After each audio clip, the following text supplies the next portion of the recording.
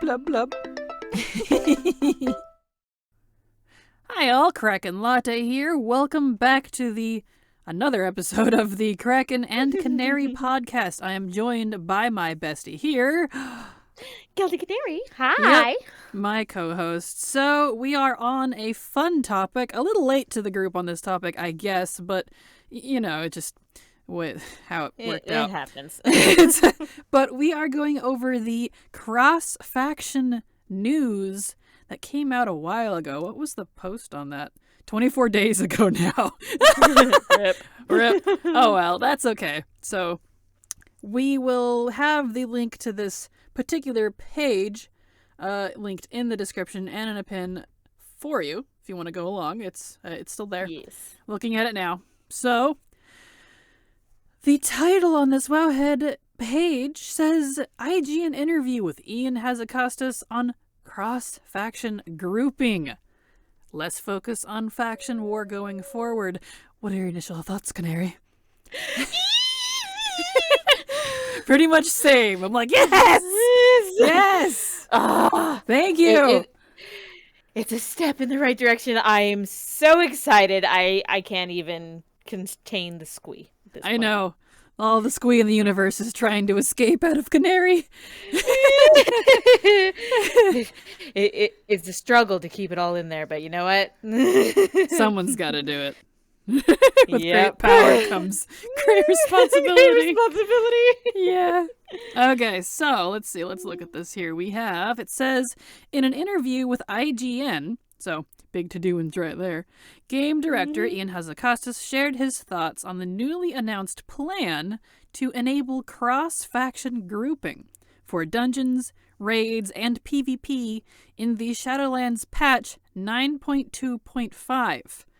And as a reminder, as of this episode, 9.2 just came out, so it's probably going to be a little while before 9.2.5, but still, that's on the horizon. Oh, I'm so excited. Amid the discussion, including talking points on why the decision was made, what it means for the future of World of Warcraft, and how community feedback can shape further features going forward. So that's what this whole episode is about. Yeah. Much excitement. So let's jump into, before we get too discussy on here, let's look at the key takeaways. Okay. We are going to go through the entire post, but I want to look at the points they have out for us first, just to get some things brewing, you know.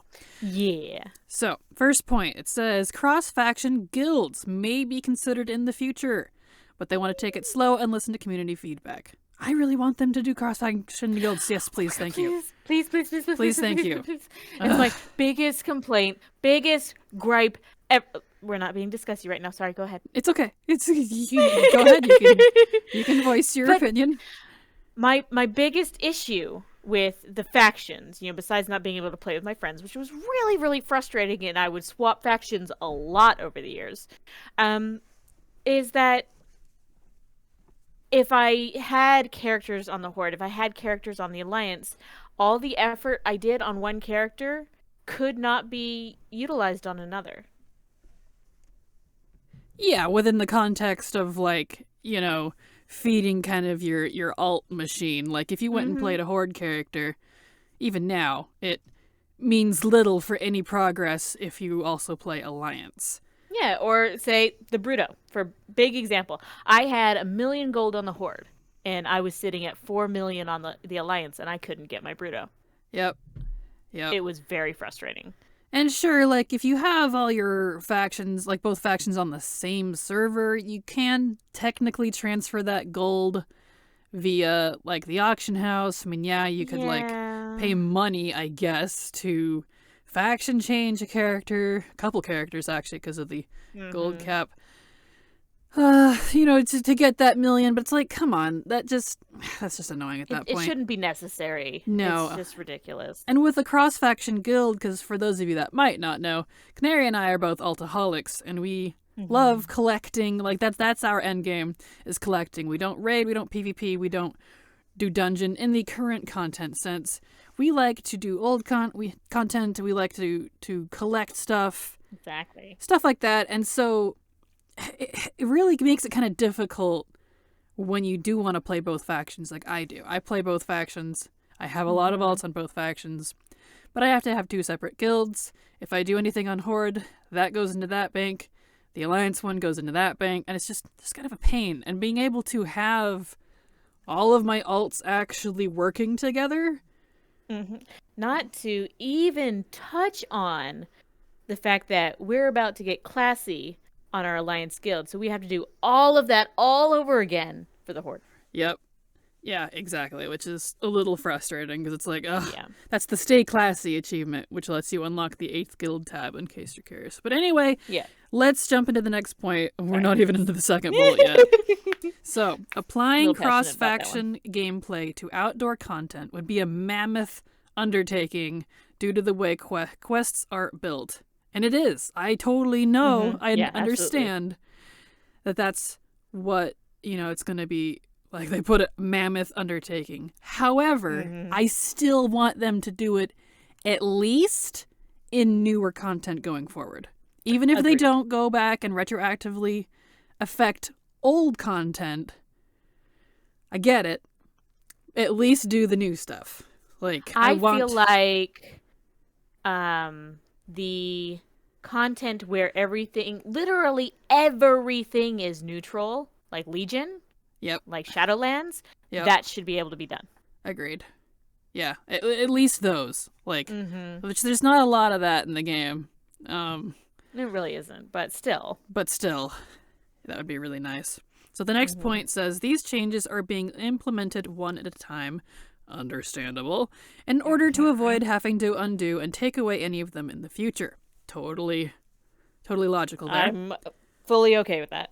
Yep. Not ruling out the idea of applying it to Classic, but unlikely from both technical and ideological reasons. Totally understand.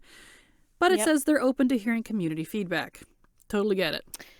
Yeah, that one, I think Classic should stay its namesake. It's I agree. Classic. That should just, don't mess with that. That should just be, the OG Alliance versus Horde gameplay. And that's what that was at that point. Like, we're so far beyond that type of gameplay nowadays.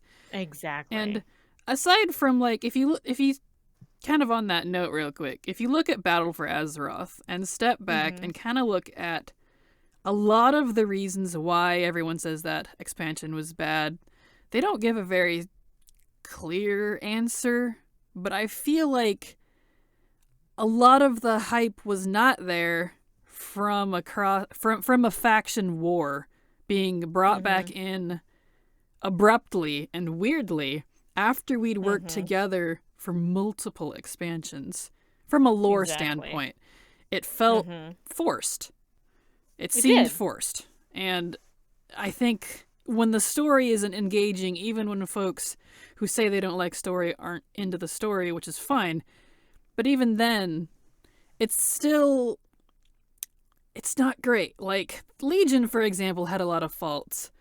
One thing it did not fault in is it had fantastic story, and it was cohesive from start to finish. Beautiful. And now everyone's praising it still because of that. That's definitely a big factor. Aside from its various flaws that it did have. So, what flaws now? Yeah, exactly. But, every expansion's got some flaws. But I think when the story's not good, it just bites the whole expansion, despite how good the systems might be, despite the cool cosmetics that come in, despite the epic background lore that's going on.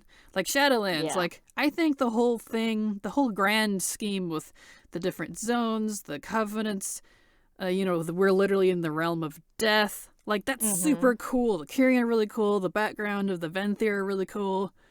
Stuff like that. But the main plot doesn't feel great. And so that's why... Yeah.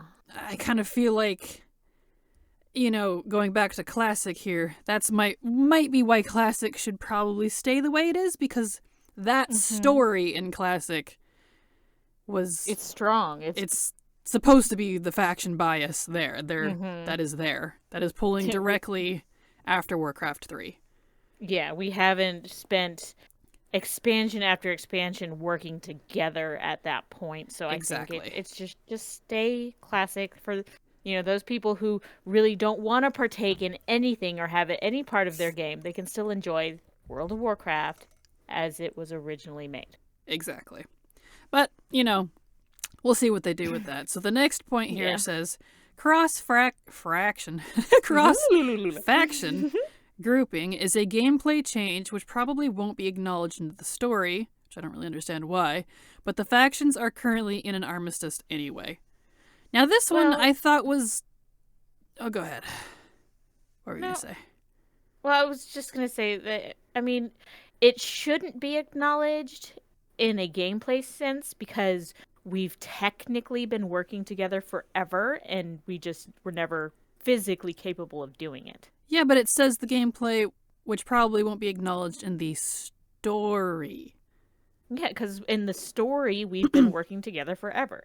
Yeah, but the story is that especially if you play through BFA, the story is we keep, like Thrall and Jaina are a prime example. They keep trying to work they even have a big old cutscene.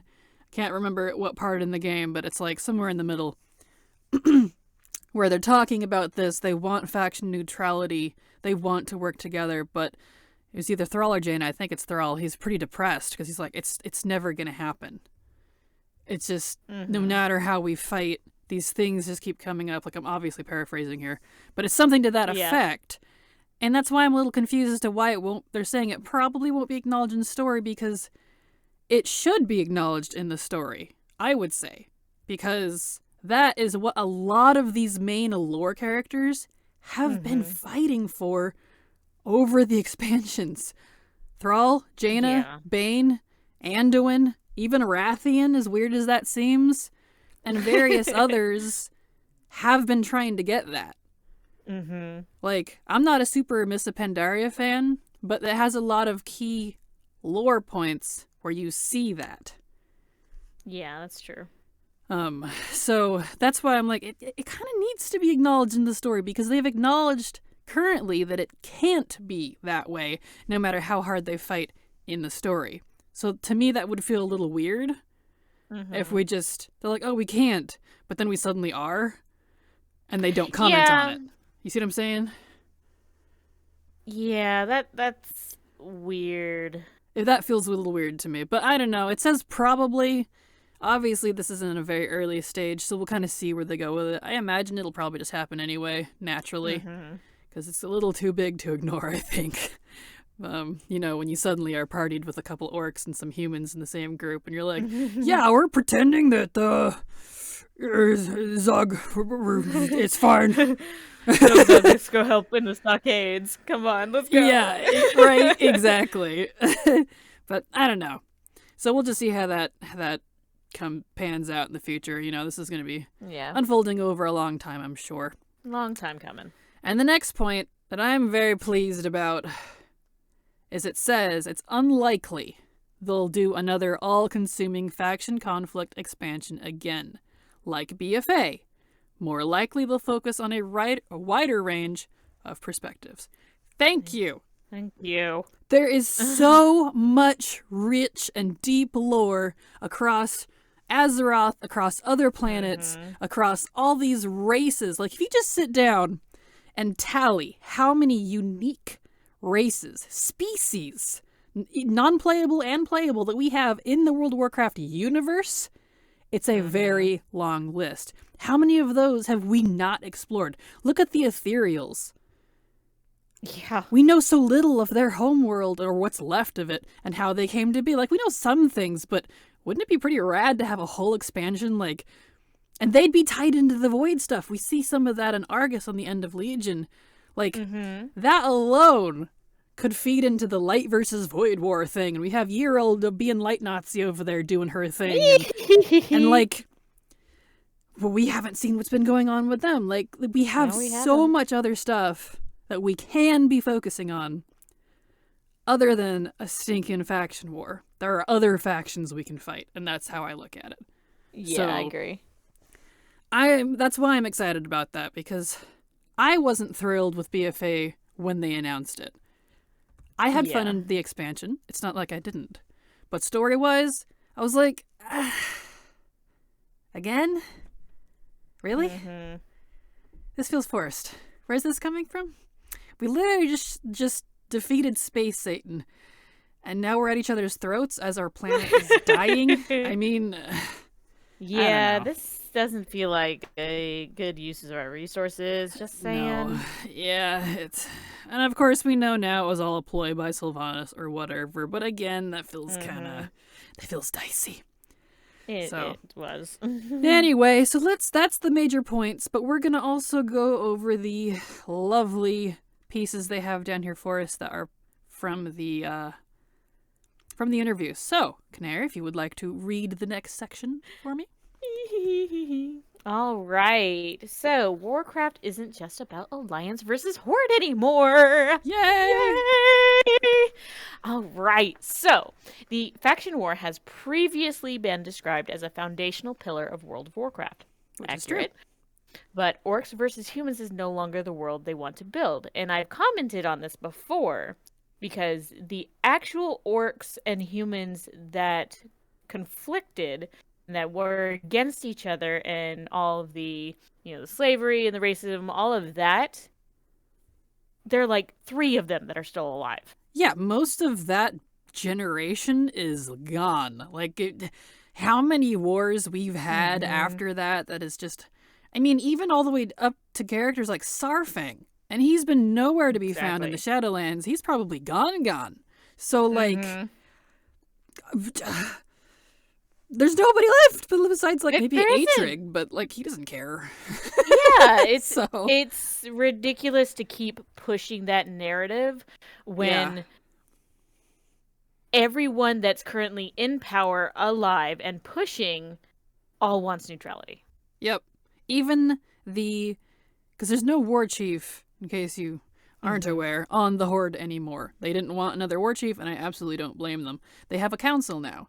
And to my knowledge, everyone that is on that council is not about murdering the opposite faction just because of vengeance or something. Like, it's Lorthamar and Thalyssra and Gazlo instead of Gallywix now. Gazlo, we like Gazlo. He's worked with the Alliance many times. Oh, yeah, absolutely.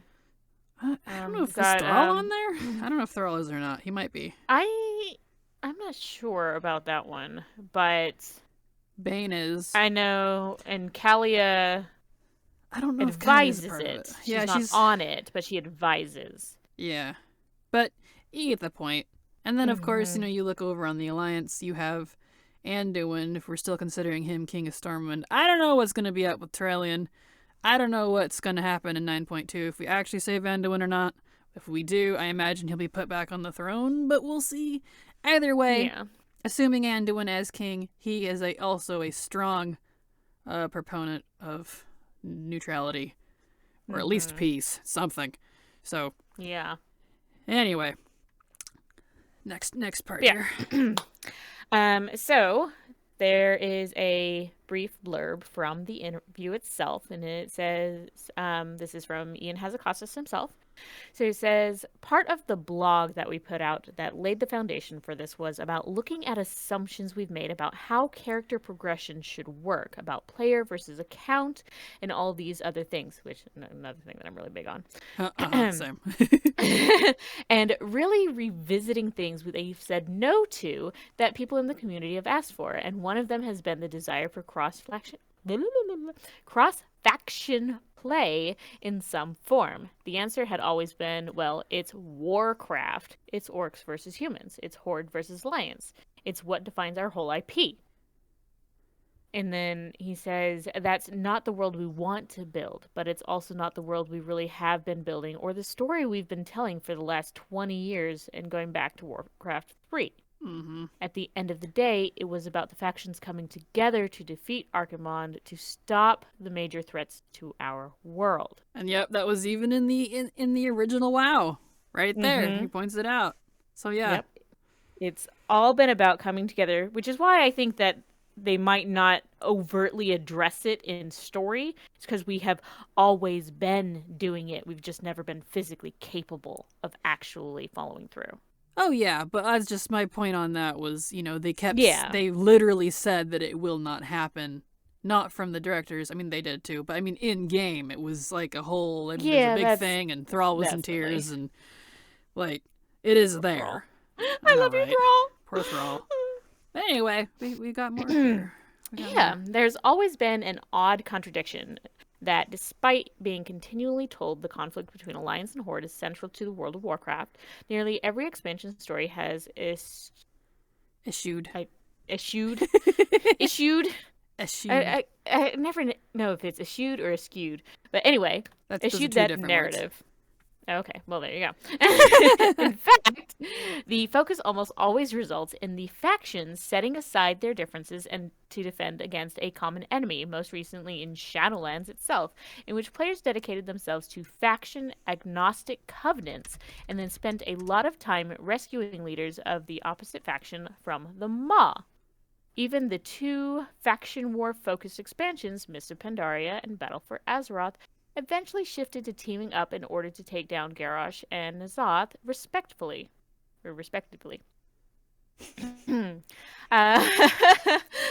Long reading is not my forte.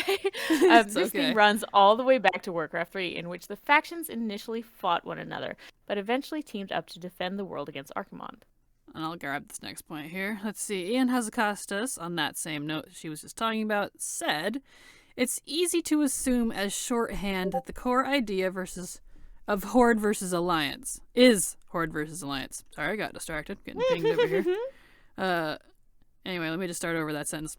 "It's easy to assume as shorthand that the core idea is Horde versus Alliance. I think if you go back to Warcraft 1 or Warcraft 2, well, then yes, that was literally the case. Because it was just a two-faction RTS game where the plot was created as a contrivance for why these factions are fighting each other, and that is correct. I played Warcraft 1 and 2, but yeah, even in 3, where he continues here. But really, from Warcraft 3 onwards, I think the ideals of Warcraft had been adventure, exploration, but also the fact that we actually fundamentally have more in common than what separates us. As a wise Pandaren once said, that Alliance and Horde are both defending their homes, searching for homes, fighting for family, for honor, for justice." Which is very true. I mean, every single expansion, and this was my point before when people were arguing against cross-faction stuff, we've literally been working together every single expansion. Exactly. Like, even in BFA, what happens at the end? We come together for a mini siege on part of Orgrimmar together to stop Sylvanas because she's finally revealed as the ultimate bad guy. That's when she flips out and ghosts off, but still, poor you know, yeah, poor Sarfang, I know. But yeah, so every expansion, guys, every expansion. Yeah, literally everyone. Yep. So anyway, I'll do the next part here. Okay. This section says less focus. I was trying to say faction. Less focus on faction war going forward. Good. Thank you. Yay. It says it's unlikely they'll do another all-consuming faction conflict expansion again, like BFA. More likely they'll focus on a wider range of perspectives. Excuse me. That salad is coming back to greet me. This part is intriguing because while it doesn't mean that the faction war is out of the picture entirely, which is fine, it feels like they will most likely shift to subgroups. Thank you. In many ways, this has already been well represented in previous narrative arcs. The Forsaken isn't the enemy, Grand Apothecary Putris is. The Horde isn't the enemy, Garrosh is. Horde players aren't working with the Alliance, they're helping Bran Bronzebeard unravel ancient mysteries, etc., etc.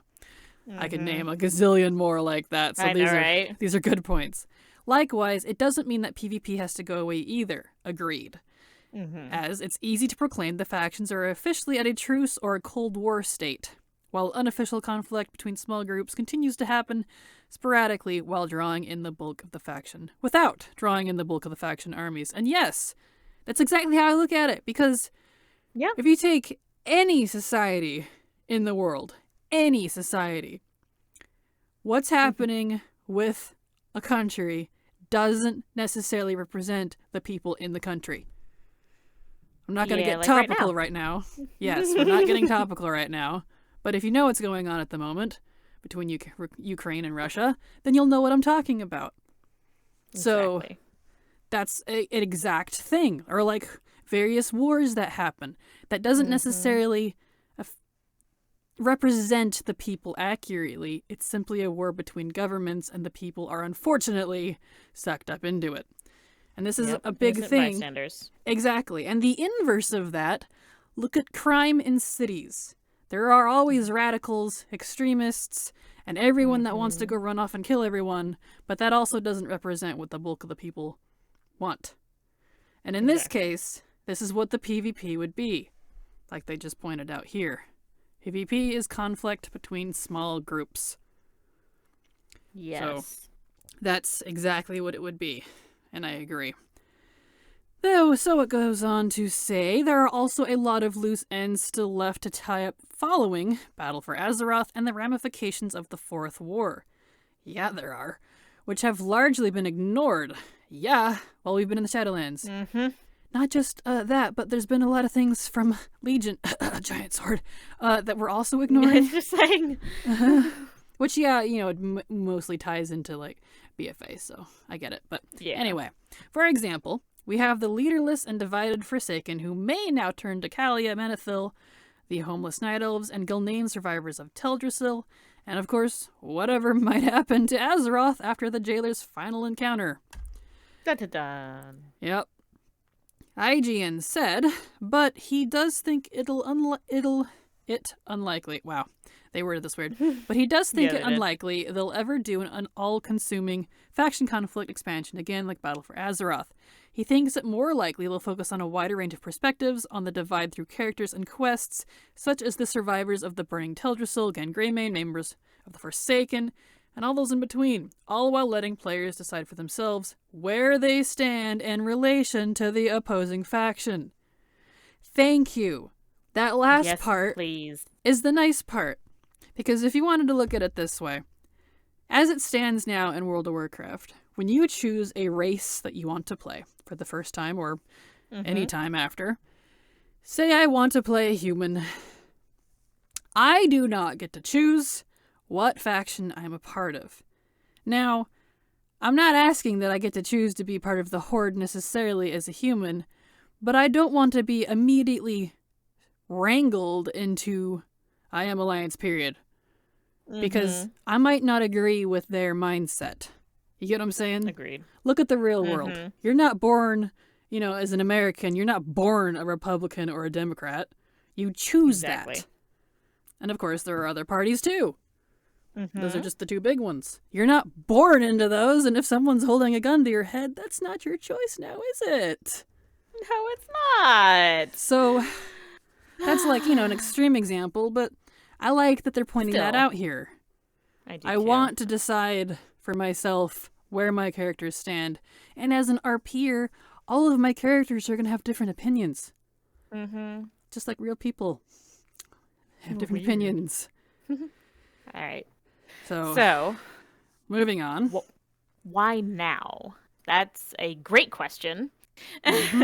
So, players have been asking for this for a long time. What? No. What? No. Especially as faction imbalance has become increasingly disruptive to individual desires. Someone who loves playing Night Elves has a considerably harder time finding groups and guilds when compared to than someone who is willing to play Horde. Particularly as they move closer to the higher end of competitive gameplay. This is so true. Horde is the Alliance factions, the guilds on Alliance, have a longer period for World First than Horde because we just don't have the people that are willing to do it. Yep. No, that's just how it's kind of been even in my lifetime of playing WoW. If you wanted, I mean, like, I raided on Alliance many times, but for the most part, all the raiders, even the PvPers, are Horde. And it's kind of funny that even in the PvP point, we can see that play out if you look at the war mode bonuses. Horde is always stuck at 10%. And how those war mode bonuses work is it goes higher on the side that there is less of. So, since right now, the Alliance has the 20% war mode buff and Horde is always stuck at 10, because that's the base. It's the lowest you can go. That means there are less Alliance players by a lot out in war mode. And that's just how it's been since it's implemented. I'm not complaining. It's totally fine. But that's just kind of you see that there. It's kind of a proof of is in the pudding. I've always said Horde are the raiders and PvPers. And that's kind of true in a way. It's very true. It's very true. So this goes on to say, it's not all that different from previous server restrictions either. Some players may bemoan the loss of server identity, but in a world where Battle.net friends, communities, and Discord have eroded the traditional barriers of communication, being restricted to your server quickly is just a pointless hindrance. Yep. So true. Very true. As my wallet quickly learned. Yeah. All hail the mass transfer. Okay. Wow, when they fix it. Yeah, well, Anyway, not too long ago, we were told that cross-faction play wasn't in the cards, that the division between factions was a pillar of what makes World of Warcraft. But the important part of this change is that you don't need to dissolve factions or their individual stories in order to allow cross-faction gameplay. Agreed. Which is what we've been saying. Agreed, because on that point, I don't want the factions to dissolve. I want them to stay. Mm-hmm. But that doesn't mean we can't play together. Exactly. Personally, maybe I'm just, a little ridiculous about it, but there are instances where, like Battle for Dazar'alor, you play as the opposite faction in that raid. Yep. Why can't we do that? Right? That'd be pretty cool. But there's a whole wing of it, which I thought was a fun little mechanic that they had that literally swaps you, whatever your race is, to the quote-unquote opposite that they've decided for you. So you can see the whole story. It's great. Yeah, it's very interesting, and I like that they did that. So, but that was neat. Yeah, so some stories may not work as cleanly, obviously, but most of the major Warcraft story beats, such as Siege of Orgrimmar or entirety of Legion's storyline, there you go, would hardly miss a beat. Like Legion, like they say here, the entirety of Legion's storyline, from start to finish, there is no faction anything. Everyone that's there, even in the class halls, is working together. Thrall doesn't complain when someone who's Alliance, but is a shaman, like a Draenei or something, is helping him, and he loses his hammer, and he gives it to them, even though they're a Draenei. Exactly. And, I think the main parts of Shadowlands that are different isn't even accessible now. It was the pre-story build-up. Yep, which I don't even know if you can do anymore. You can't. The only thing you can do now is go talk to Darian. Yeah. So it completely cuts out all of that content, which means that it's all faction neutral, because both sides are standing there. I mean, they're griping at each other, sure, but we still do all the same things no matter what. Yeah, and both factions can totally still gripe at each other, because who do we see gripe at each other in that scenario? Well, it's our faction leaders. That's not uncommon. Opposite faction leaders are going to grumble at each other, and that's just how that works. What? Party leaders will not get along? What? What? That's a thing? You mean like the real world? No. But so IGN said another big reason the change is happening now is because of how communication outside of the World of Warcraft has changed over the years. 17 years ago, Hazacostas says, people met their online friends and communities through the game. Yep. That's true. And thus through their factions. But increasingly over the years, that's changed radically. Prime example, me meeting Kraken. Yep. There you go. It was just kind of one of those accepted rules back then. If you meet a friend and you discover that you play on different servers, oh well, you're never going to get to play with your friend. That's just how WoW is. Whereas those boundaries have increasingly been torn down and tons of communities have formed, and there are Discords and WoW communities and people who are friends on Twitter and other places. The downside of maintaining that hard line grows with each passing year. Yep. We frankly probably reached the tipping point a while ago, but in a game like this, we're stubborn and traditionalists, and it's scary to say, let's uproot this foundational pillar of what the game has been for over a decade. But it's time, and I can't agree more. Yep. I also am totally on the same route. And I get it. I totally get where they're coming from. Because, yes, it was a foundational pillar. Was being the key word. Mm-hmm. But even then, like they were pointing out before, we have been working together every expansion. Just to break up at the end every time seems a little funky. You know? Yeah, and, I want to give credit where credit is due. Kudos to him for, acknowledging that they were scared. Yep. And stubborn. What's going to happen when we do this? And are we going to completely lose everyone from our game? Like, that's scary. Because they don't want to ruin it. Absolutely. I get it. I totally get it. So, massive kudos to him. Thank you, Ian, for being open and honest. Yes. Yes. So, moving to the next section here, we have future adjustments, cross-faction guilds. This is what I really want. Yes. Cross-faction guilds are being considered, but the team wants to move slowly in order to avoid having to remove any of these changes later on. This is an important consideration, as although cross-realm raiding will be enabled, the current implementation appears to have several drawbacks compared to more traditional groups, which tend to keep all players in the same guild. Yeah. Which, I guess that's true, but I've always been independent. Yeah, because you're constantly together, and you have the ability to coordinate better versus, the random groups, which are done through the group finder and things like that, or communities, or what have you. Yep. They're not constantly playing together. They don't know each other well enough. Yeah. So they are at a loss. Yep. Although there are third-party tools which make managing communities of players across different guilds easier, I'm assuming, there's still an increased burden when it comes to managing guild repairs, guild banks, crafting, and even simply lines of communication, and having to invite individual players off of a friends list, which I've had to deal with this over the years, rather than automatically sending a group invite to everyone with the raider rank in your guild, which I have also done. I have been a raid lead in the past, and this is a pain in the ass. Yep. When you have half your group is not in that guild. And you're like, so-and-so, can you get so-and-so? Bob, can you get Billy? Sammy, can you see how do you Joe's spell online? their name? How do you do this again? Why do you have all these stupid characters in your name? You know what makes it hard to invite you. You know? I've dealt with all that.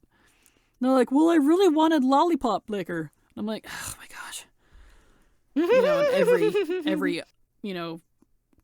letter is like some special letter. Yep. Every Tauren is named some version of steak. Or beef. Or burger. Yep. A burger wasn't available. No kidding. Oh, wow. But yeah, perhaps most importantly, rewards become trickier as well, since things like Hall of Fame titles are actually guild achievements rather than individual ones. Which is true. I get it. Though, as IGN says, though Hazukosta suspects they won't have either technical or ideological reason to implement the change in World of Warcraft Classic, he's open to hearing community feedback and reconsidering if the desire is there. And he acknowledges it's possible they may down the line want to consider other elements for the retail version, like cross-faction guilds, but they're being careful about how they move forward. Which makes sense. At this point, I know better than to close any doors, Hazukosta says.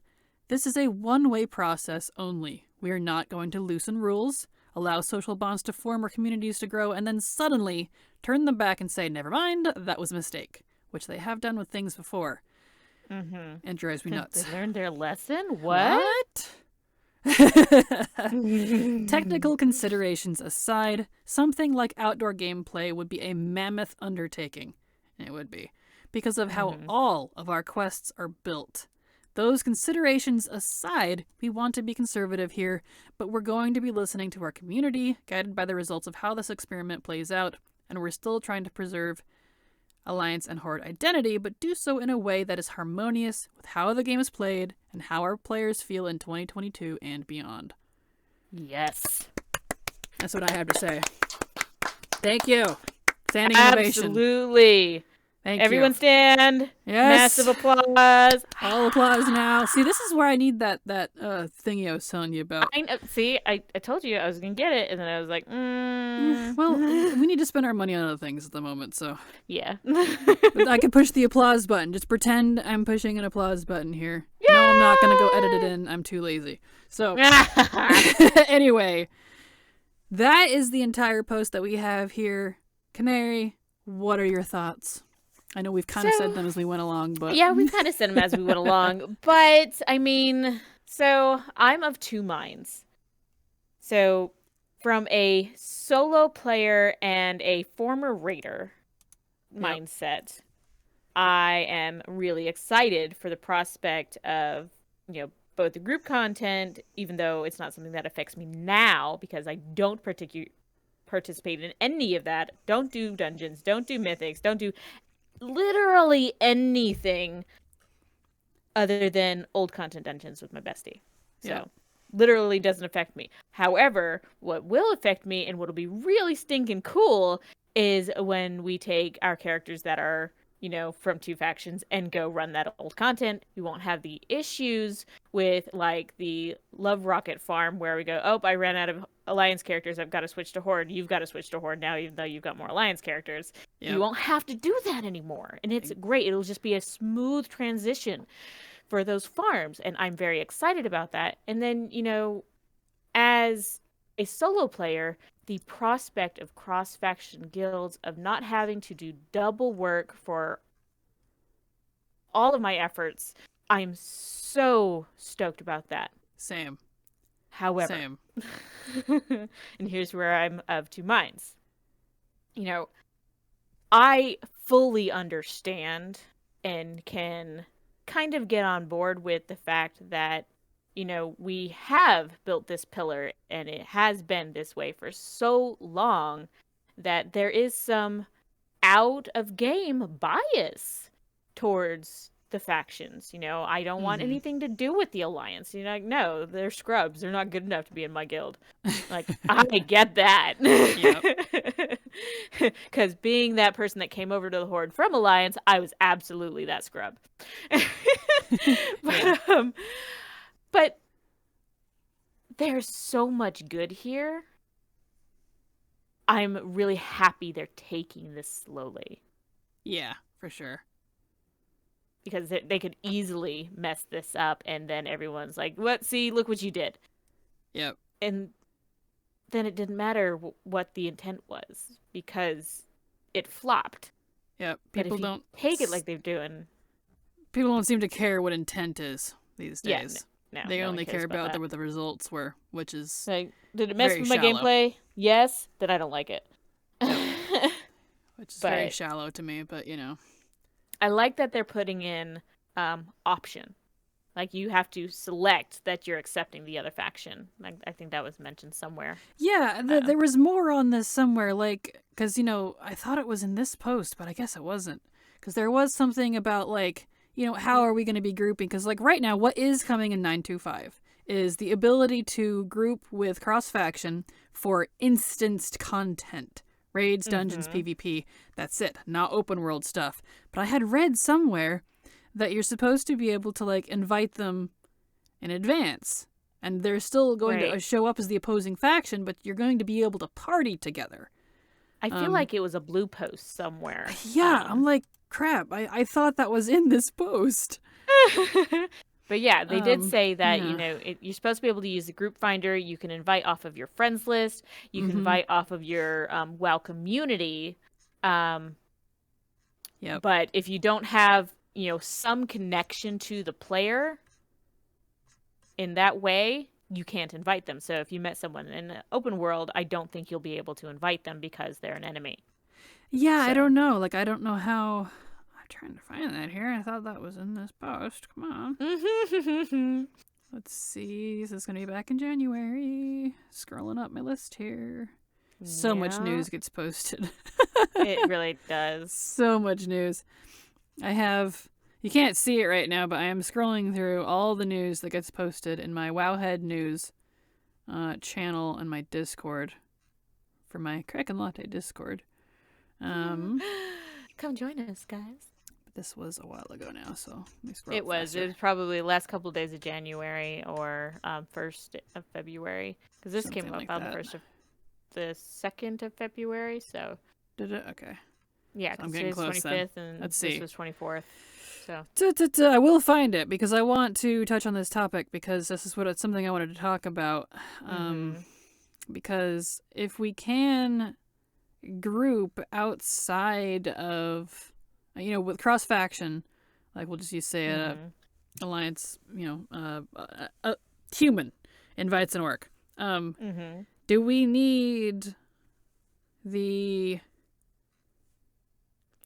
group finder, I guess, to do that? There's the one that we read, but where did we see that? I found the one we just read. Should have been like shortly before it, or maybe shortly after. No, because it references the blue post in this. Cross faction dungeons raids. Here, I found another one. It was before it. Let me open this up. If this isn't it, then we won't worry about it. But yeah, it was kind of like the mechanical side of it, and that's what I want to see, because if we are allowed to group without using the finder, here we go. I'll link this in the description as well. Blizzard has announced that cross-faction dungeon raids and PvP are coming in patch 9.25. Summary. Guilds will remain single faction. And remember, this is only 9.25. This is not about future stuff. Random match-made activities will also remain same faction. All raids, dungeon, and raided PvP will be cross-faction, barring some exception raids with faction-specific components. Example, Battle of Dazar lore, Icecrown Citadel. Group Finder will be cross-faction, however, the group leader may choose to restrict to same faction if they wish. You can directly invite members of the opposite faction to a party with battle tag, like you were saying, or if you're part of a cross-faction WoW community. So, actually a lot on this one. Here, let me link. Did you find this one? Or do you want me to link it to you? No, I didn't. Yeah, link it to me. Here, I'll only link it to you. And this will be linked for everyone down in the the linky places. There you go. I approve.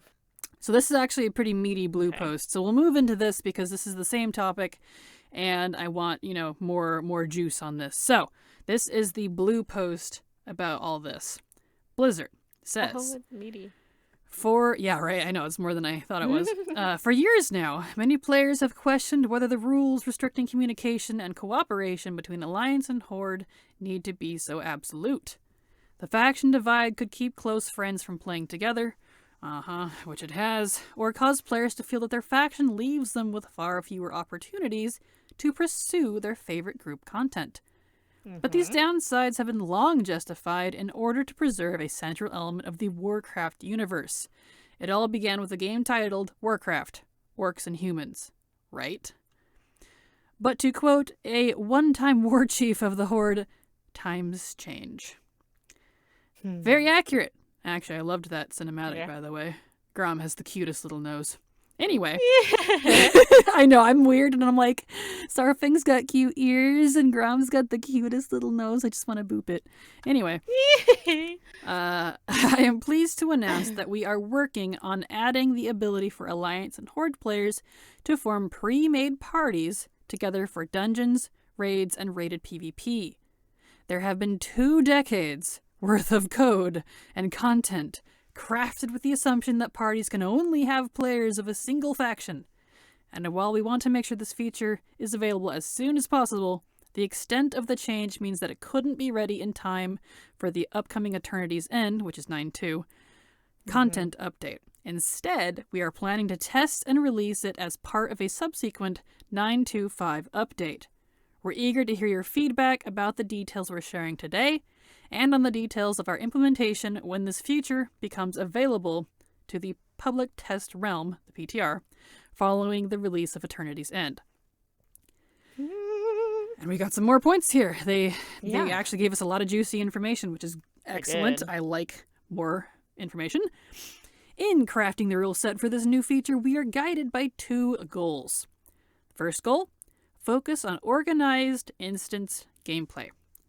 Dungeons, raids, and raided PvP have been at the center of the most compelling arguments for relaxing the faction died. Died? The faction died. The faction Yep, the divide. factions died. Factions died. Freudian slip there, excuse me. This is content that by definition requires a pre-made group, and thus social barriers will have the greatest negative impact on people's ability to access these experiences on their preferred terms. And then the second point is make this an opt-in feature as much as possible, which I respect. I like options. I do like options. Don't want to work with Dirty Horde or don't want to work with the Sniveling Alliance, they shouldn't be forced to. That is good, because it keeps both sides happy. People can keep their racism and biases and bigotry all they want. Just putting that out there. If it isn't obvious where I stand, it's what it is. And still be, allowed to have that, which is fine. In terms, and this point goes on, in terms of in-world fiction and player preferences, there are decades of animosity to overcome. While we are excited to offer players the choice to reach across the faction divide and cooperate to overcome common foes, we know that there are many who will react warily to this change, and we don't want to override those preferences. This is about increasing options for players, which is good. So, I like that. Now we're getting into some systems stuff, which I like. I like seeing how systems work. Because this, tell me how it's going to actually be implemented. That's what I want to see. Exactly. Theories and concepts and ideas are great, but how is it actually going to work? So, these guidelines led us to the following system. Point 1. Players will be able to directly invite members of the opposite faction to a party if you have a battle tag or real ID friendship, or if you are members of a cross-faction WoW community. Point 2. Pre-made groups in the group finder listings for Mythic Dungeons, raids, and raided arena/RPGs will be open to applicants of both factions, though the group leader may choose to restrict the listing to same faction applicants if they so choose. That's good? Yes, please. That's good. Point 3. Guilds will remain single faction. No! For this patch, goofball, that's going to be a lot of work. They said they're really thinking about it, so... And random match-made activities like heroic dungeons, skirmishes, and random battlegrounds will all remain same faction, both because there is less faction-driven pressure around random groups and to avoid compromising the opt-in nature of the feature by randomly placing a queuing orc in a group with a night elf. So, understandable. It's just all night elves and humans and gnomes and this one orc. He's like, ugh. I think I took a wrong turn. Sorry, guys. Awkward. I just needed the bathroom. Starts sweating. Anyway, excuse my RP nature. It just comes out sometimes. I don't All mind. right. I know you don't, but they're here for a podcast, not for my random RP, I think. Anyway, once in a party together, members of the opposite faction will remain unfriendly while in the outdoor world, quote unquote, and fully hostile in war mode, they put in parentheses, as they do today, though they will be able to communicate through party chat. Yay! Thank you. Yes, thank you, because good grief. Upon entering a dungeon, raid, or raided PvP match, however, all members will be friendly and able to assist each other in combat, trade loot, earn shared achievements, and otherwise fully cooperate the same way members of the same faction have always been able to. A major goal in announcing this feature in advance is to make sure we're capturing all of the expectations and requirements for this to be a smooth experience. A group raiding, doing Mythic Plus keys, or chasing higher PvP ratings should be able to operate seamlessly whether they are the same faction or a cross-faction group. Good. Agreed. I respect that. That is very logical and smart on their part. That's wise. Very. Very. This functionality will also apply to legacy instances. There we go. There we and go. Is available at all levels though there will be several older instances that cross-faction parties cannot enter, at least for now. Yeah, because I imagine, like, it's going to be a little funky on some of those. Battle of Dazar'alor, Trial of the Crusader, Icecrown Citadel, remember that gunship battle? And a handful of others that have similarly extensive faction-specific components that will have to be reworked to support cross-faction parties. Which, I understand that's going to take a little more elbow grease than just, what they're doing now. But I'm pleased, before I move on here, I'm very pleased that they're not leaving out legacy stuff. Because it's really nice.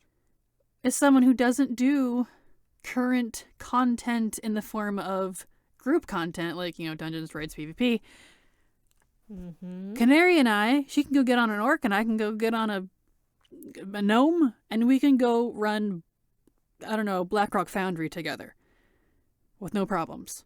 And that pleases me, because now we don't have that barrier anymore, at least in terms of instances. So that'll be nice. It will be very, very nice. I'm excited for it. Yes. And this goes on and says, there are likely those who have read this far with some unease. My only unease is that they won't do enough. I know, right? Worried that this is chipping away at a foundational principle of Warcraft. At BlizzCon in 2019, when an attendee asked about cross-faction play, we responded at that time with, Alliance and Horde separation is a pillar of what makes Warcraft, Warcraft. But upon reflection, that's an oversimplification. Alliance and Horde identity is what is fundamental to Warcraft. Thank you. And while at times that identity has been one of division and open conflict, we've seen Alliance and Horde finding common ground and working together ever since Warcraft 3, notably including the last time a Warcraft chapter was named Eternity's End. And the instances of cooperation in World of Warcraft itself are too numerous to count. Agreed. They really are. I mean, like, if you've never played past the first stinking patch in any expansion, you wouldn't know this. But literally, after that first patch, sometimes even in the first one, we immediately start working together. So it's like, why are we even... I don't know. I don't know. It's just ridiculous. Yep. We are hopeful that these changes will serve to actually strengthen faction identity by allowing more players to play the faction whose values, aesthetic, and characters they find more compelling, rather than feeling forced to choose between their personal preference and the ability to play with friends. Thank you. Which has always been my trigger. Like, I've always had to do that. Like, my friends play Horde. I don't. I do not like maining the Horde. I like the aesthetic of the Alliance. And that's just me being a goofy little... I like castles and knights and princesses. Yay! And elves and pretty trees. And... Yes! And magic and the fluttery things. But that's just me. I want to play with my friends, but they all play Horde. So I couldn't. So I'd have to give up on the game aesthetic that I loved, that had me in the game every day, or friends. And that just didn't seem fair. No, and I completely agree with that. I've been playing for many years now as well, and I've had the same thing.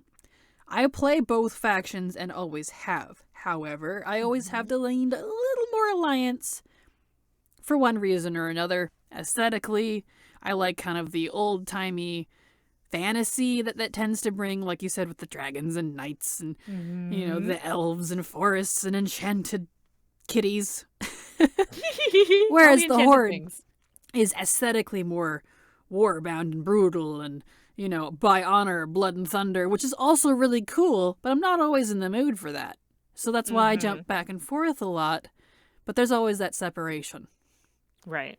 And it gets a little frustrating. So this goes on to say, following the events of Battle for Azeroth, the Alliance and Horde are poised in an uneasy armistice. Well, yeah, because they're all like... Everyone's faction leaders got kidnapped. Yeah, that, and they're all like, well, now we all kind of know that was all technically Sylvanas' fault, so, now what? It's like, Awkward. We had to do what our war chief made us do. I mean... Yeah. I mean, hey, do you want your soul Banshee sucked out? I wouldn't. I mean, geez. She'd go No. full soul vampire on you. Yikes. But shit, even like getting mildly off topic here, even when the burning of Teldrassil happened. Granted, you had those people who turned themselves into those druids that turned themselves into trees and stood on campfires just to be funny. Yeah. I don't know if everyone knows this, but you can light yourself as a tree on fire if you do that. You can. But there was Shoulders for Sourfang. Yep. That was the most beautiful cross-faction togetherness I have seen in a very long time. Yep. That was glorious. And I went without my shoulders for a while when that was going on. That was amazing. Yeah. So it's there. Even as a player base, it is there. It's definitely there. And and remember, keep that in mind, her and I are both mainly Alliance players. So we're seeing this as the Alliance. Saurfang is Horde. And an old battle veteran at that. So, it's definitely there. Yep. But this goes on to say, the factions still stand apart, and even as some of their leaders cooperate in Shadowlands, countless members of each faction will never forgive nor forget the wartime actions of the other. For every Jaina, there is a Gen, and that seems unlikely to change anytime soon. But why shouldn't players be able to make that choice for themselves? Especially in cooperative settings where the story revolves around coming together to overcome dire threats. And then it ends with, we look forward to hearing your thoughts and feedback on this feature both now and once it arrives for testing on the 925 PTR. Which I think it already is. As of this video, I think it already is and has been in testing for a bit, if I'm not mistaken. So Shoot, I need to log into the PTR and start giving some feedback because I want them to know that this is a good thing and they should do it. Yep, agreed. So that's that. Again, both of these Will be linked down below. Yeah, both of these will be linked. So, I know that was a little bit longer, but I wanted to bring in the systems on this because I think it's important to know how this is going to work, how it's actually going to function. Because ideas and theories are great, but how's it going to work? So yeah, and it can really upset people when they don't understand how something's going to work, and they, en masse, tend to freak out. Yep. People freak out when they don't understand. That information is vital. Very. So, I'm really excited for this, even though it doesn't affect Canary and I really that greatly at this time. But I see it as a foot in the door because what I really want them to continue beyond this is the ability for open world of play and questing and the ability for cross-faction guilds. Like, you get both those in there, I will be 100% satisfied. Oh my god, yes. Absolutely. That would be amazing. I would be mostly satisfied just with guilds. Just give me even my guild. Just at least the guild. Because I know, like they said a couple times, the open world part of it, that's quests and rares. That's a monster, a mammoth, as they put it. Yeah, I mean, we've even got entire zones where the rares change depending on your faction. Yep. Arathi Highlands for the BFA time is a good example of that. Exactly. One of many. Yeah. So, yeah, it's... And I know it would be a massive undertaking, but I really hope they do, because for me, for Canary, that would remove our faction barriers. In fact, that would remove everyone's faction barriers entirely. I don't want them to get rid of factions. I just want to be able to play with my friends. I want to play a Night Elf while she plays an Orc, and we go quest in, I don't know, High Mountain together. I would be giddy. We wouldn't have to be like... We do have a couple characters that should do that together.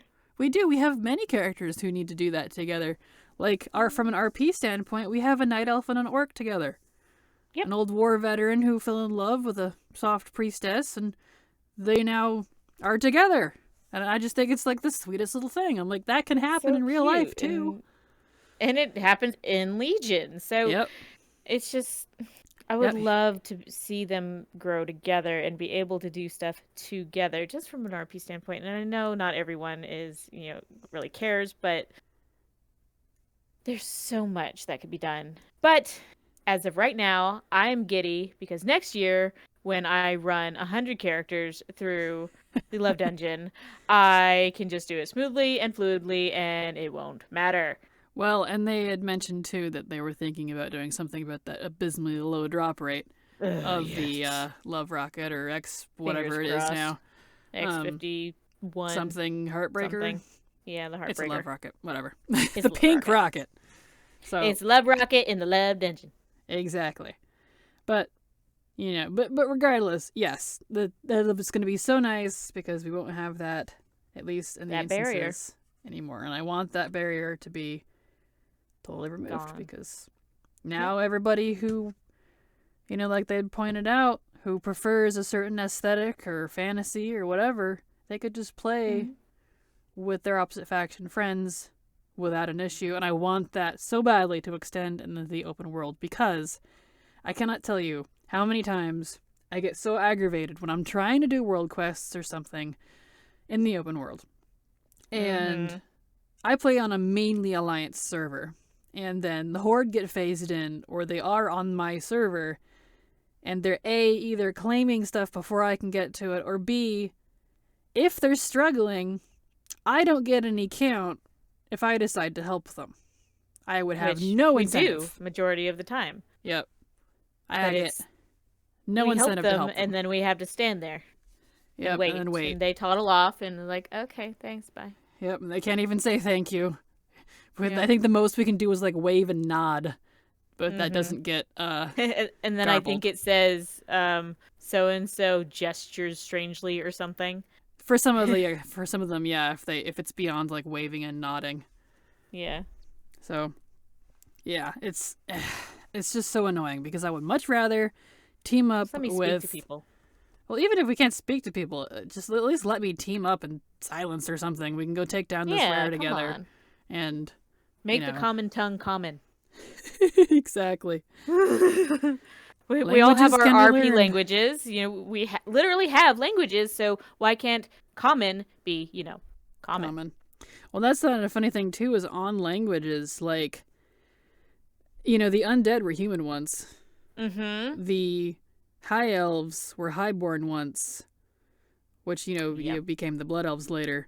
Did they just magically forget all these languages? Now, of course, I know they did somewhat address this with void elves, because void elves do still speak Thalassian, which is what the blood elves speak, and they can actually speak together. Yeah. But that's a very minute instance, and it's new. For the most part, undead can't speak to people. To humans. And I know it's a horrible thing to bring up, but, I mean, the orcs were slaves once. They should know our language. Yeah, there's that too. They would the common tongue should be common. That's how Thrall knows it. Exactly. So that's just kind of strange to me. I don't know. Wouldn't you want to know the language of your enemy to better insult them? Or listen in when they're speaking to each other and you're in chains and you can hear their plans. You're trying to get intel or as a spy or something. Yeah, exactly. Thinking about all of the Dark Rangers and everything that go and spy on people and don't actually know what they're saying. I mean, how effective is that? Like, they quote unquote do, but it's just like, it's one of those things that's just constantly overlooked. It's a little weird. Come on, guys. It's weird. But anyway, we've gone a little long on this one. Is there anything else you want to point out before we bring this to a close? I'm excited to do the Love Dungeon with you again and again and again and again and again and again and again. I'm not. I hate that piece of shit. Just saying. I am not. What? You don't want to do it for another 4 years in a row? No, it might make you do it on your own from now on. No! I already have it. I don't need it. You just be glad I was willing to help you at all. She hates me, guys. Hey, and if cross factions become a thing, you have no excuse. You can do it yourself. No, I mean beyond that. We're not talking about the Love Dungeon, you goober. Cross faction. No. I'm good. I think this is a great step in the right direction. I definitely think they should take it slow. And I would be, even okay with them taking a year to figure it out. Oh yeah. Take the time. Get it done right. Do it right. People are too quick to want to rush shit these days, and it's like, they want it now, they want it now, they want it now. Why is it not out yet, Blizzard? And then when it comes out and it's buggy, they're like, you should have taken your time. It's like, did you just hear what you said? Like, make up your mind. It's like complaining so that they rush the release of an expansion, and then it's, not good. Weird. Oh, funny how that works. Huh. Anyway, I think that's enough for one episode. We've talked enough on this topic. You know where we stand. We want it. Keep it coming. So. Yep, let's go. Yep, so thank you so much, everyone, for watching. And as always, remember, it's never too latte. Bye-bye. Bye. This is the part where I ask you to like, comment, and subscribe. Doing at least one of those gets my videos recommended more. The higher these numbers are, the more YouTube likes me, and that helps me bring you more coffee-fueled content. I thank you so much for any support you choose to give.